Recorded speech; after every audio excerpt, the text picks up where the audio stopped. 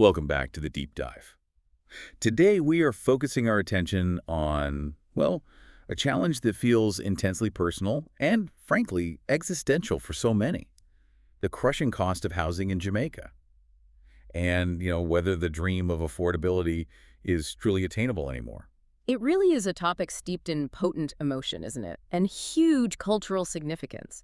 For millions of Jamaicans, whether they're living on the island or, part of the vast diaspora, think Toronto, London, New York, the ambition of owning a piece of the rock, it's seen as the pinnacle of success. Yeah, it symbolizes belonging, legacy, having finally made it. Exactly. And yet right now, for the vast majority, that dream feels increasingly like a shimmering mirage, just constantly moving further away. You hear the same frustration everywhere. Taxes, yards, online forums. Oh, definitely. And the popular theories are always loud, aren't they? They are. It's the foreigners buying up everything, or the developers only build luxury high-rises, or the classic complaint that the government isn't doing enough to control prices.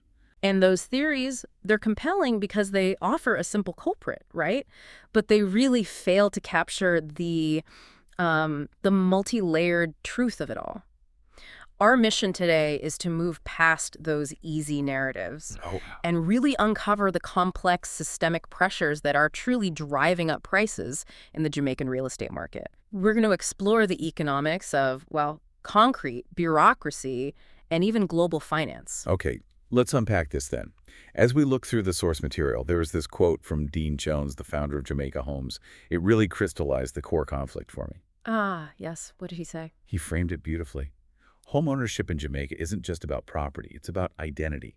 But identity costs more when the system builds slower than the people dream. That's powerful. That slow system colliding with just immense aspiration, that is the fundamental problem. The high cost isn't accidental. It's the structural outcome of years, decades really, of supply failure meeting this intense, culturally vital demand. So, to even begin charting a path toward affordability, we first have to sort of deconstruct the most popular narrative, the one that often serves as a distraction. Which brings us straight to Section 1. Yeah.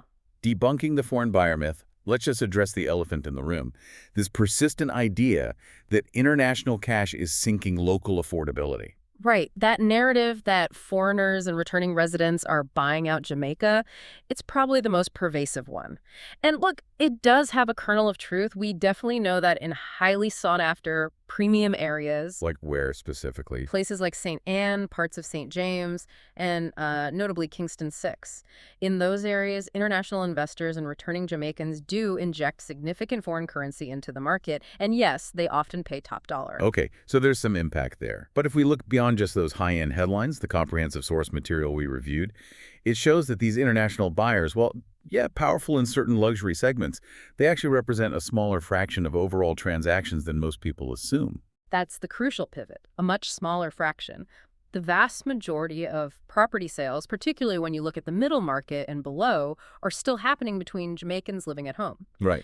Therefore, the core problem isn't just who is buying, it's more about what is being bought, and maybe more importantly, why the market seems inherently rigged against affordable development in the first place. Okay, let's focus on that pivot then. The developer incentive problem. Why does the math seem to always favor building luxury villas in these sprawling high-end apartment complexes? Why does it leave the vast majority, the teachers, the nurses, the civil servants, with virtually no new options? Well, it boils down to simple, kind of brutal economics. The developer's profit margin, right? It's determined by subtracting the total cost of construction and acquiring the land from the final selling price. Basic math. Basic math. But in Jamaica, the cost side of that equation is extraordinarily high. You've got high costs for land, pretty high costs for skilled labor, and critically, this heavy reliance on imported materials. So if a developer spends a huge chunk just to acquire the land, secure permits, import the steel, concrete additives, finishes, their baseline investment in any unit, regardless of how small it is already enormous. Precisely. So let's say, just for argument's sake, that baseline investment is, $150,000 USD for a small one-bedroom unit. The developer has to sell it for significantly more than that, say $200,000 USD, just to cover their risk, their finance charges, and make some profit. Okay. But if they build for the luxury market instead, using maybe slightly more expensive finishes but benefiting from economies of scale on a larger project, They can potentially sell that same size unit for, say, $400,000 USD. That vastly improves the return on investment. Right, the math is just much, much better at the high end. And this is where that staggering comparison you mentioned from the sources comes in. It explicitly points out that the cost to build a basic single one-bedroom unit in certain parts of Kingston is structurally close to the selling price of a comparable finished unit in Miami, Florida. Isn't that something? That disparity is basically the market's siren call, pulling developers towards high-end development. The structural costs of construction in Jamaica are just so prohibitive that they essentially destroy the profit margin for affordable homes. So a developer looks at these thin, high-risk returns on affordable housing. And they rationally choose to cater to the top 10%, maybe 15%, where the margins are robust enough to justify the immense logistical challenges and financial risks of building on the island. It's not that developers are inherently malicious, they're just reacting rationally to a structurally costly environment. That really reframes the whole issue, doesn't it? It's Yeah. less about blame and more about these mechanical economic limitations. We need to move past just looking at the surface price and really investigate that costly environment you mentioned. So let's shift focus. Section 2. The core structural costs, the true cost of concrete, as you put it. Yeah, building anything in Jamaica is about navigating this incredibly expensive ecosystem. It goes way beyond just buying blocks and steel. We identified 4 major cost hurdles that really define the market and push prices out of reach for the average person. Okay, let's start with number 1, import dependency. That sounds like the foundational vulnerability. It really is the Achilles heel of the construction sector. I Yeah. mean, just think about a standard home build. Most critical materials, we're talking cement, specialized aggregates, plumbing fixtures, electrical conduits, finishes like tiles, quality windows, roofing materials, most of it is imported. Right. This reliance creates 2 immediate problems. First, construction costs are perpetually vulnerable to global commodity price swings. If the international price of steel spikes because of, say, a trade dispute or a conflict somewhere, Jamaica feels it instantly. instantly, that tremor is felt immediately in local hardware stores and project budgets. And the second problem you mentioned, that must be the Jamaican dollar's relationship with foreign currencies. Exactly. When the Jamaican dollar slips even slightly against the US dollar, which is the currency most construction materials are priced in internationally, the cost of acquiring those materials skyrockets almost instantly for the local developer or even just a homeowner doing renovations. Wow. A slight depreciation, maybe just a few points, can completely wipe out a carefully planned budget overnight. This dependence means local affordability is constantly being undermined by these external, often uncontrollable exchange rate dynamics. Which flows perfectly into hurdle number 2 you identified, energy and logistics. Yeah, high energy costs in Jamaica are, well, they're just a given. They're non-negotiable and they affect everything. Because there's limited local manufacturing of construction inputs, materials not only have to be imported, but then they have to be moved efficiently across the island. Right, from the port to the site. Exactly. And that movement from the port to maybe a central warehouse, then out to the specific building site, often on roads that might be rural or difficult terrain, it's entirely dependent on high-priced fuel. Yeah. High fuel costs inflate the price of production for the few local materials we do have, and they exponentially increase delivery expenses for every single imported component. It adds up fast. And this whole movement process, I imagine it's often compounded by the third major hurdle you flagged, which developers apparently cite as one of their biggest headaches, permitting and bureaucracy. Oh, absolutely. Bureaucratic red tape is the silent, insidious driver of housing inflation. You have extensive approval timelines for everything, zoning changes, environmental impact assessments, even basic building permits. Projects can get delayed for months, sometimes even years, just waiting for approvals. And these delays aren't just inconvenient, they're financially devastating, right? How does a delay translate directly into a higher price tag for the final buyer? It creates significant carrying costs. So imagine a developer has secured a construction loan, let's say $10 million. Typically, these loans are at relatively high interest rates, maybe 12% or more in the Jamaican context. Okay.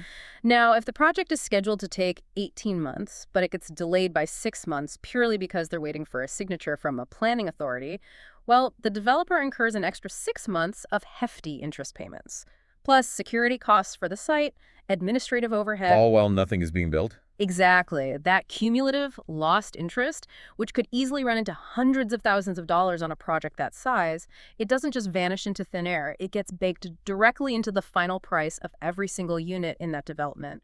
Bureaucratic inefficiency essentially acts like a hidden tax on every Jamaican homebuyer. So it seems obvious then, if the government genuinely wants to promote affordability, streamlining those approvals is just as critical, maybe even more so, than trying to reduce the price of cement bags. It is absolutely essential. Speed saves money in development, period.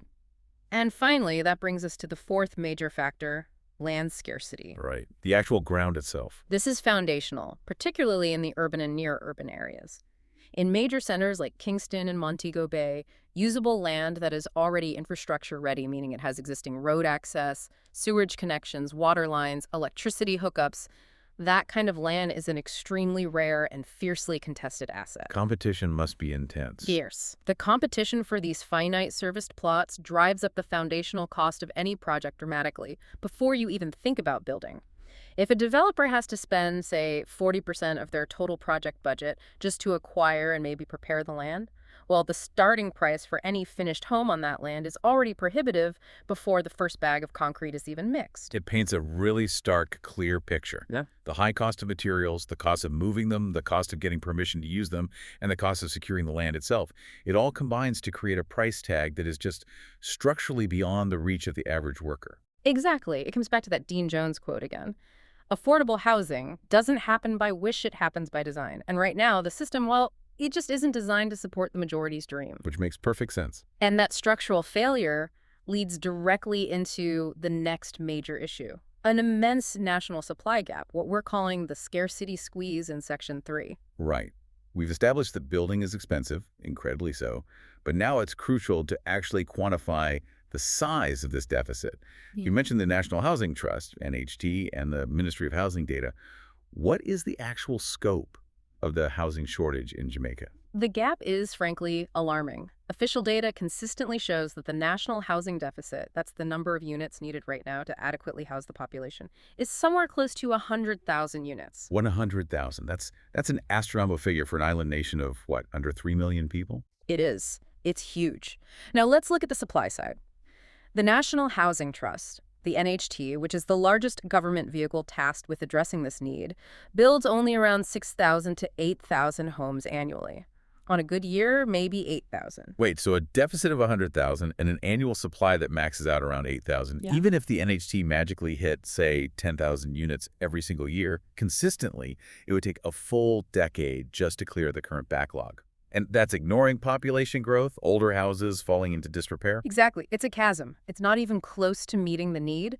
And this severe, sustained supply gap creates a market defined by fierce, almost desperate competition. Because inventory is so limited. Precisely. When inventory is that tight, prices get pushed up naturally, almost regardless of global factors or construction costs, simply because every available unit is highly sought after by domestic buyers who need somewhere to live. And where do we see this competition playing out most intensely? We see it manifest really intensely in areas that represent a slightly more realistic entry point for many people, places like Portmore, parts of Spanish Town, and those rapidly developing suburbs just outside Montego Bay.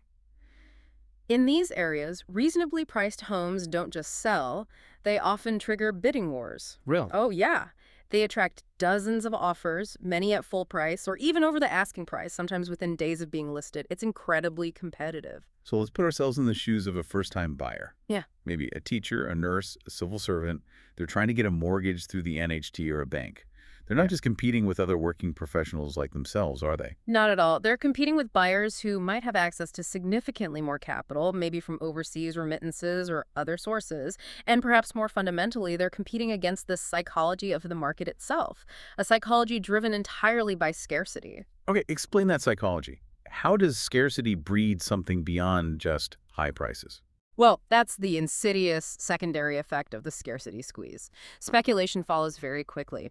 When housing is widely viewed not just as shelter, but as a limited, guaranteed to appreciate resource, it becomes the ideal financial asset. Right. It's better than stocks sometimes. Exactly. So people begin to buy, not primarily to live in the property, but to hold it, rent it out, often at high rates, or flip it for a quick profit. This speculative activity aggressively removes critical housing stock from the primary market, the market intended for families and essential workers who just need a place to live. Okay, let's talk specifics. How does that speculation manifest practically? How does a speculator operate differently from, say, a young family trying to get pre-approved for an NHT mortgage? The biggest difference is often speed and access to capital. The speculator, whether they're an individual or sometimes a registered company, often engages in all-cash transactions. No mortgage needed. No mortgage needed. They can bypass the often time-consuming process of property appraisals, formal mortgage approvals, detailed inspections. They can make an offer and close the deal very, very quickly. That's a huge advantage in a hot market. It's a massive advantage. They also frequently engage in something called pre-construction contract flipping. They'll secure a unit in a promising new development very early on, often just putting down a relatively modest deposit. Then, before the building is even finished, maybe even before construction truly ramps up, they sell the contract to purchase that unit to someone else for a substantial profit. Wow. So a unit that was, in theory, intended for maybe a middle-class Jamaican family trying to get on the property ladder might never actually become available on the open market. It gets bought and sold perhaps 2 or 3 times purely as a paper transaction, inflating its price each time before anyone even gets the keys. Precisely. That happens quite a bit, especially in desirable developments. So the average working Jamaican, maybe relying heavily on their NHT contribution points and trying to secure a bank mortgage, finds themselves in this impossible race.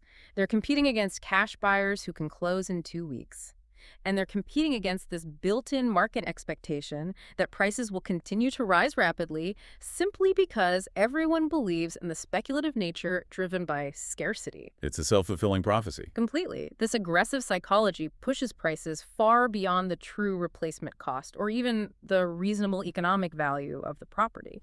It creates an atmosphere that is just inherently hostile and demoralizing for first-time buyers. And this intense national frustration, this feeling of being excluded from your own country's property market, it often gets masked by humor, doesn't it? We saw that perfect example in the source material. Yes, that bit of dark humor you hear floating around. Me love the house, but the house clearly no love me back. It's funny, but also kind of tragic because it feels so true for so many.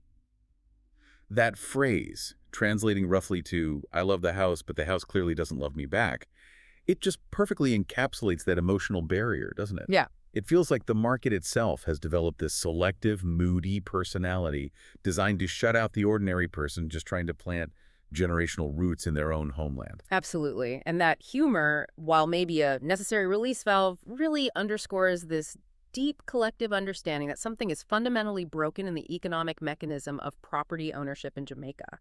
This struggle, this feeling of having the door constantly shut in your face, it's felt just as keenly by someone in the diaspora, maybe in London or New York, who wants to invest their life savings back home, only to find themselves completely priced out of their own heritage. It's a powerful internal struggle, definitely. But we also have to remember, as you pointed out earlier, Jamaica isn't operating in a vacuum. Some of the drivers for these high costs are fundamentally external, which moves us neatly into Section 4, global ripples hitting local shores. Yes, this is such a vital connection to make. When we discuss the price of a home in, say, Mandeville or Kingston, we absolutely cannot stop the analysis at the island's coastline. Jamaica is an island economy, deeply reliant on international trade, global shipping, and, importantly, global financial currents.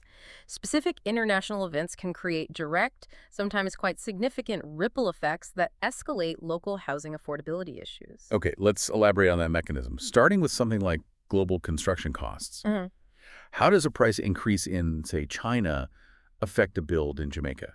Well, because of that extreme import dependency we talked about, Jamaica is highly sensitive to the global pricing of essential commodities. And we're not just talking about raw materials like steel or lumber. We're talking finished goods too, electrical components, plumbing fixtures, specialized machinery needed for large projects. Right. So when geopolitical instability, or maybe just increased demand in major global economies like China or the US, drives up the international price of steel or fuel or copper, even if the actual volume of that material used in Jamaica is relatively small compared to global consumption, the localized price increase here is immediate, and it's often magnified by import duties, tariffs, and local fight charges.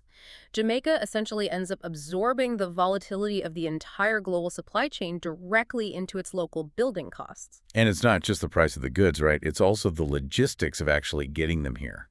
Absolutely. The sources specifically highlighted the fragility and the cost of the supply route itself. Delays hitting major international shipping hubs, whether it's port congestion in Shanghai or maybe bottlenecks in the Panama Canal, those have a direct, tangible impact on construction timelines back in Kingston or Montego Bay. When materials are delayed getting onto ships, or the ships themselves are delayed, local ports here slow down, containers start backing up, clearance takes longer, and the developer incurs, once again, those massive accumulating carrying costs we discussed earlier. Interest on loans keeps ticking, site security needs to be paid. All because a ship is stuck somewhere else. Exactly. And those costs have to be recovered, which means the final home buyer ultimately ends up paying for a container ship sitting idle thousands of miles away. It's a direct cost transfer. But the truly fascinating, and I think often misunderstood ripple effect, is the direct link you mentioned between global financial policy, specifically U.S. interest rate changes, and a local Jamaican mortgage payment. How does that work? Okay, this requires understanding a bit about capital flow. When the U.S. Federal Reserve raises its benchmark interest rate, it makes holding U.S. government bonds and other American securities significantly more attractive to large international investors compared to holding assets in, say, emerging markets. Okay, higher return, perceived lower risk in the U.S. Precisely. This often triggers a phenomenon known as capital flight. Yeah. Essentially, foreign capital, and sometimes even domestic capital, starts to flow out of emerging markets like Jamaica and back towards the perceived safety and higher returns of the U.S. market. Right. And how does that capital flowing out affect the local Jamaican bank that someone is trying to get a mortgage from? For local private banks here in Jamaica, this capital flight reduces their overall liquidity, the amount of readily available funds they have. It also increases their own cost of borrowing money on the international markets if they need to. So, to maintain their profitability and manage the increased risk in what might seem like a more volatile global environment, they often have to respond by raising their own local lending rates. Including mortgage rates. Including mortgage rates. Yeah. So a policy decision made in Washington, D.C., designed perhaps primarily to control U.S. inflation, can very quickly translate into a higher interest rate percentage and therefore a larger monthly payment for that civil servant we talked about, trying to get a mortgage in Montego Bay or Spanish Town. It's a really clear, almost textbook example of how global interconnectedness demands local resilience. It truly reinforces the scale of the challenge, doesn't it? The old Jamaican saying, "We little but we tall, we're small but we're mighty," seems like a perfect reference point here. The island needs to be incredibly mighty and innovative just to try and counter these colossal global economic forces that are largely outside of its control. Indeed. The challenges are deeply structural, deeply embedded, but the response, therefore, needs to be equally sophisticated, tailored, and frankly creative. And that creativity is exactly what we need to explore next in Section 5, the blueprint for innovation. Is there a way forward? Okay, so despite these towering obstacles we've laid out, the 100,000 unit deficit, the global finance jitters, the bureaucratic drag, the source materials do highlight some encouraging trends, primarily focusing on local solutions, finding ways to navigate this tough environment. Yeah.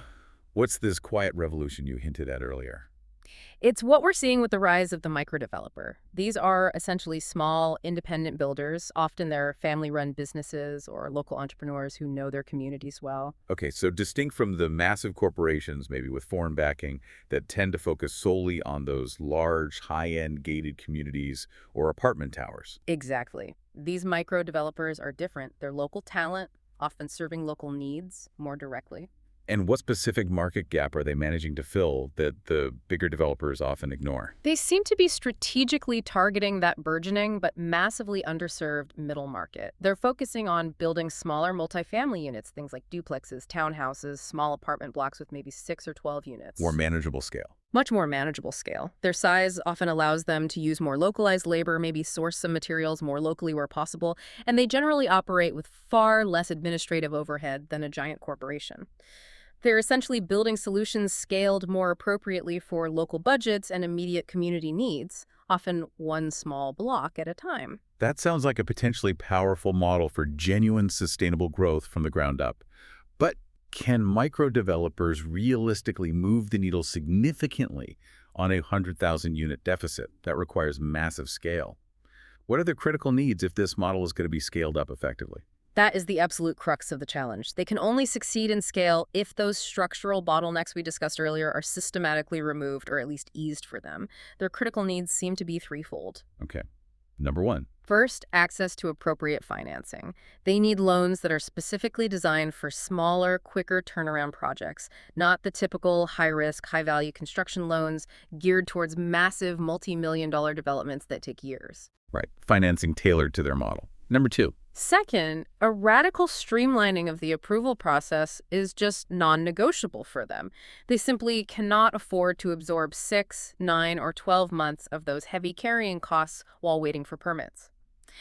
Larger firms might have the deep pockets to weather those delays, but for a microdeveloper, it can be fatal. They need a dedicated fast-track approval system for smaller, compliant projects. Makes sense. And the third critical component has to be land, right? Absolutely. Access to affordable land. Crucially, land that is already serviced with basic infrastructure or land that has been proactively earmarked and prepared by the government specifically for residential use. If the government can provide the base infrastructure, the roads, the water pipes, the utility connections, then the microdeveloper can focus purely on efficient construction. That alone would dramatically reduce the final unit price. Yeah, we should acknowledge the government has initiated some potentially major positive steps here, haven't they? What specific initiatives did the sources mention that are showing real promise in trying to tackle this deficit? Two major initiatives really stand out in the analysis. The first is the new Social Housing Program, the NSHP. This aims to provide subsidized, secure housing directly for the most vulnerable populations, addressing the needs at the lowest income bracket. Okay, that's crucial safety network. What's the second one? The second, and potentially very impactful for that middle tier, is the Serviced Lots Program. This is critical because the government essentially provides affordable plots of land, already equipped with basic infrastructure, directly to individuals or small builders. This allows people to construct their own homes incrementally over time, as their finances allow, or it provides the perfect foundation for a microdeveloper to build a small multi-unit dwelling efficiently. So it empowers individuals to become developers of their own homes or partners with small builders. Exactly. It lowers that huge initial barrier of land cost and infrastructure. However, the sources also stress that while these government programs are positive and necessary, true scaling, getting anywhere near that 100,000 unit number, requires visionary private sector collaboration. Meaning, the government can create the policy framework, maybe provide the service land, but the sheer volume of construction needed demands that the private sector, both the large firms perhaps shifting focus slightly, and especially these empowered micro-developers, must carry the bulk of the sustainable construction load going forward. This really shifts the entire conversation, doesn't it? It moves beyond housing as just a financial transaction between a buyer and seller. It reframes it more as a kind of social contract. That's precisely the mindset change that seems necessary. We need to rethink what investment truly means in a national context like Jamaica's. Owning a home, having secure tenure, it's far more than just a personal financial asset. It's a powerful social contract. It fundamentally contributes to community stability. It facilitates generational wealth transfer, which is a critical element for upward mobility in Jamaica, and it ultimately drives national progress and economic participation. So the goal then becomes ensuring access, fundamentally changing the perception of property ownership. Yes. Moving away from viewing property ownership as something reserved only for the rich or the foreigners or the established elite. A true national investment in real estate needs to be seen as an investment in human capital, in community cohesion, and in long-term national stability. It's about viewing every Jamaican not just as a potential tenant of circumstance, but as a potential stakeholder in the country's future and its economy. Beautifully put. Dean Jones summed up this community-focused philosophy perfectly in another quote we saw. "We can't build Jamaica from the top down. We have to build it from the foundation up, one community at a time."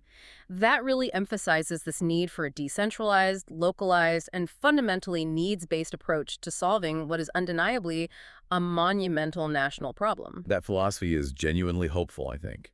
It suggests that even though the structural issues are immense, local resilience and ingenuity, if properly supported, can carve out a path forward. So let's turn now to Section 6 and look for the hard evidence.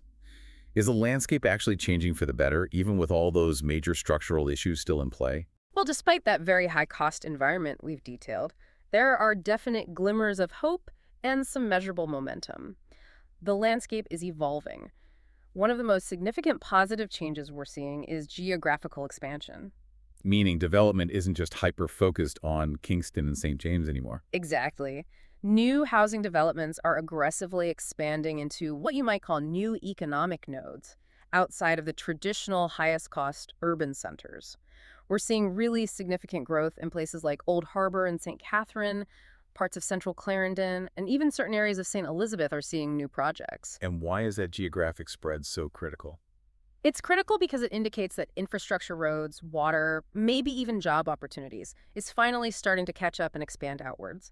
This creates more economically viable options for housing away from the overpressurized Kingston metropolitan area or the North Coast tourism corridor. This naturally helps to alleviate some of that intense competitive pressure on land prices in the core centers. Okay, that makes sense. Spread it out.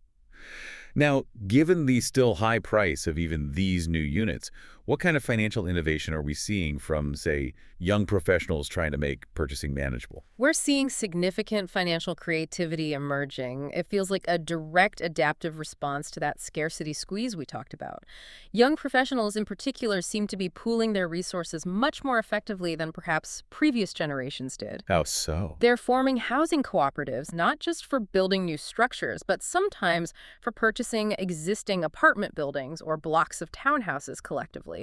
They're also exploring fractional ownership models much more seriously. Fractional ownership. Explain that. That's where multiple people, maybe friends or family members, formally own shares of a single property. Perhaps it's a duplex or a small apartment building. They'll have a formal legal agreement that dictates things like usage rights, responsibility for upkeep, and, crucially, eventual buyout options, or how proceeds are split if it's sold. This kind of collective purchasing power helps them compete more effectively against those all-cash buyers we mentioned. Interesting. And what role is the digital sphere playing in all this? Is technology helping to democratize access to information or opportunities? A massive role, actually. The sources really highlighted the growing importance of online platforms like Jamaica Homes, but also the official real estate board portals and various private realtor sites. These platforms are specifically designed now to empower potential buyers with much greater transparency and accessibility than ever before. So information that used to be hard to get. Exactly. Information about available properties, recent sales data, which helps establish fair market prices, navigating the complex legal processes involved in buying property information, which was once largely limited to a relatively small circle of industry insiders, is now accessible to basically anyone with a smartphone or internet access. And what's the impact of that? This democratization of information is definitely boosting market efficiency and accountability. It makes it harder for opportunistic actors to, say, wildly inflate prices and opaque private transactions because buyers are more informed. That shift in information access sounds crucial. What about access to the actual capital itself beyond just pooling resources? Are mortgages becoming any easier to get? There's movement there, too. Mortgage programs, both through the NHT and the private commercial banks, seem to be expanding their product lines. They appear to be specifically targeting those middle to lower income brackets now with slightly more flexible repayment structures, sometimes longer loan tenures to reduce monthly payments. There's more innovation in mortgage products. Furthermore, we have to acknowledge the complex role of the global connection provided by short-term rental platforms like Airbnb. Now, these are controversial, right? Because they can remove potential long-term rental stock from the market, which is a problem in itself. Definitely concern. But simultaneously, they also provide crucial opportunities for wealth generation for some property owners. It allows them to potentially finance their mortgages more easily by renting out a room or a section of their property. It can turn property ownership into a more sustainable income source for some, provided, of course, that this is managed wisely through appropriate local regulations to balance tourism needs with local housing needs. It really sounds like the innovation here is being driven not just by top-down government policy, but perhaps even more powerfully by individual consumers and small entrepreneurs reacting creatively and resiliently to the high prices. They're utilizing technology, collective action, and just sheer ingenuity. That really is the ultimate takeaway here, I think. Jamaica's resilient spirit, that Talawa nature, it's manifest in the way ordinary people are actively redesigning their own paths to homeownership, despite the enormous structural obstacles that remain very much in place. This has been an incredibly deep and I think really clarifying look at what is truly driving Jamaican housing costs. So let's try and bring it all back together now for the listener, maybe that person who's been listening intently, trying to figure out what their next move should be in this challenging market. Okay. I think the core conclusion from all the analysis is this. Jamaica's housing crisis is not the fault of any single entity. It's not just foreigners, it's not just developers, it's not just government. It's a complex confluence of deep structural failures, significant historical deficits in building, and these powerful, often uncontrollable global financial and logistical forces we've discussed. So blaming one group, while maybe emotionally satisfying, Is ultimately a distraction. It's easy, but it's not useful if the goal is to find real solutions. It distracts from the necessary, difficult, multi-pronged work that needs to be done. and that actionable path forward, based on what we've discussed, seems to require addressing at least three big things simultaneously, right? First, consciously building that bridge between the deep aspiration for homeownership and actual affordability. Second, systematically tackling the immense underlying costs of construction and, crucially, bureaucracy. And third, aggressively finding ways to close that staggering 100,000-unit national deficit, likely by enabling those microdevelopers and strongly supporting community-based housing projects. Absolutely. And if you are a listener, maybe a potential first-time buyer feeling overwhelmed, the practical advice that comes through consistently across the sources is pretty clear. First, seek out expert guidance. Talk to a qualified registered realtor associate who understands the local market nuances. Second, diligently explore all the subsidized and service lot options available through institutions like the NHT. Understand your benefits fully. And third, crucially, broaden your geographic search beyond just the traditional high-cost hot zones. Look seriously at those emerging community-based developments happening in places like St. Catherine, Clarendon, maybe even St. Elizabeth. Your homeownership dream remains absolutely valid, but achieving it in this climate requires smart, strategic navigation. Okay, expert speaker, let's wrap this up. Give us your final provocative thought to leave with the listener today, something that really encapsulates the necessity of action and reinforces the national imperative to solve this housing crisis. Well, if we circle back one last time to that insight from Dean Jones, we realize that Jamaica's housing future isn't just about the physical structures, about where we live. It's fundamentally about how we live and how we choose to organize ourselves as a society. When we fully consider the profound social stability, the economic confidence, the intergenerational progress that widespread, secure homeownership provides for a nation, the question we absolutely must ask ourselves isn't really whether we can afford the complex, multifaceted solution required to fix this broken system. The real question is, can we, as a nation, truly afford not to fix it?